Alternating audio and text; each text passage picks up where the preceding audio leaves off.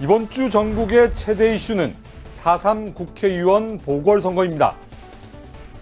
이번 보선은 전국적으로 단 두 곳에서 치러지는 미니선거지만 내년 총선의 풍향계라는 점에서 정치적 상징성이 큽니다. 따라서 여야는 이번 선거 승리에 사활을 걸고 있는데 선거 구도와 전략이 과거와는 미묘하게 달라 주목을 받고 있습니다. 통상적으로 선거전이 개막하면 여당은 힘있는 일꾼론을, 야당은 정권 심판론을 꺼내들게 됩니다. 하지만 이번 선거는 이런 구도로는 온전히 설명할 수 없는 변수가 끼어들었습니다. 경남 두 곳에서만 보선이 실시된다는 점과 범진보 후보 단일화가 그것입니다. 흔히 PK로 불리는 경남은 민주당과 한국당으로선 모두 놓칠 수 없는 전략 지역입니다. 한국당의 철옹성이었던 경남은 지난 지방선거에서 민주당에 의해 허물어졌습니다. 김경수 지사가 당선되며 처음으로 경남에 민주당 깃발을 꽂았고 18개 기초단체장 가운데 7곳을 차지하는 기염을 토했습니다. 하지만 한국당은 황교안 대표 체제가 들어선 이후 경남에서 지지율을 빠른 속도로 회복하며 텃밭 되찾기에 나섰습니다. 다만 공교롭게도 선거가 치러지는 두 곳은 진보와 보수의 세력 균형이 절묘하게 이뤄진 선거 구도를 형성했습니다.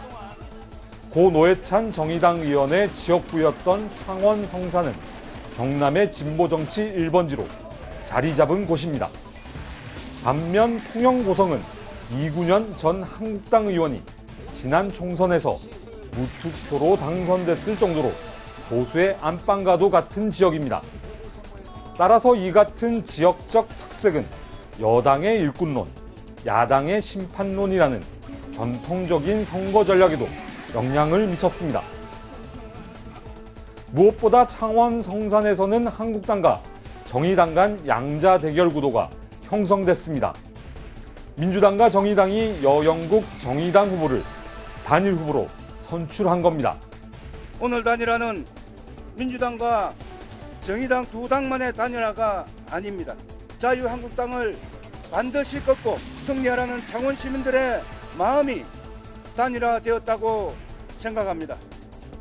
만약 민주당이 단일화에 응하지 않고 창원 성산에 후보를 냈다면 민주당은 한국당과 정의당 모두에 시달렸을 가능성이 큽니다. 한국당의 정권 심판론 타깃에 정면으로 노출되는 동시에 범진보 후보 분열로 한국당의 유리한 선거 구도를 만들어줬다는 비판을 피할 수 없었기 때문입니다. 민주당은 이번 선거에서 여영구 후보를 반드시 당선을 시켜서 이쪽 성산구민들의 명예를 반드시 되높이겠다는 것을 약속드립니다. 바로 이런 점 때문에 한국당은 민주당과 정의당의 후보 단일화를 야합이라고 맹비난했습니다. 민주당이 정권 심판론을 피하기 위해 정의당 뒤로 꼭꼭 숨어버렸다는 겁니다. 지금 더불어 정의당이 만들어지게 됐습니다. 정말 좌파 연합이고 국민들의 뜻을 저버리는 그런 야합이라고 생각합니다. 정의당은 후보 단일화를 이뤄내자 일꾼론과 심판론이라는 여야 선거 구도를 뒤틀어버렸습니다.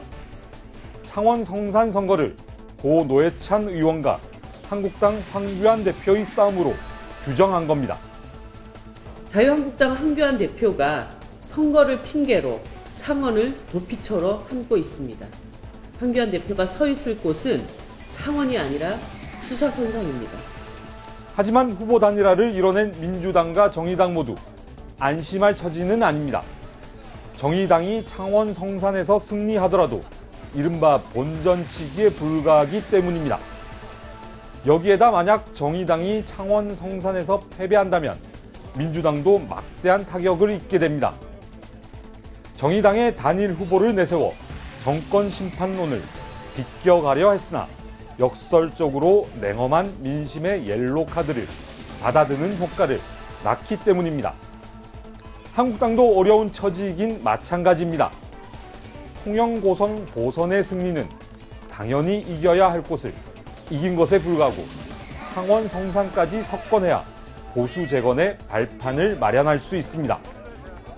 만약 통영고성에서 패배한다면 황교안 대표 체제는 그야말로 위기 상황에 빠지게 됩니다.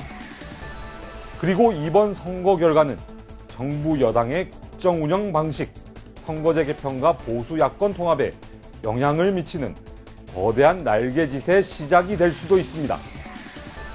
심판론을 둘러싼 민주당과 한국당, 정의당의 술래잡기 게임, 지역경제 회생이 이번 선거의 최대 화두로 떠오른 가운데 유권자들은 과연 어떤 선택을 내릴지 궁금해집니다.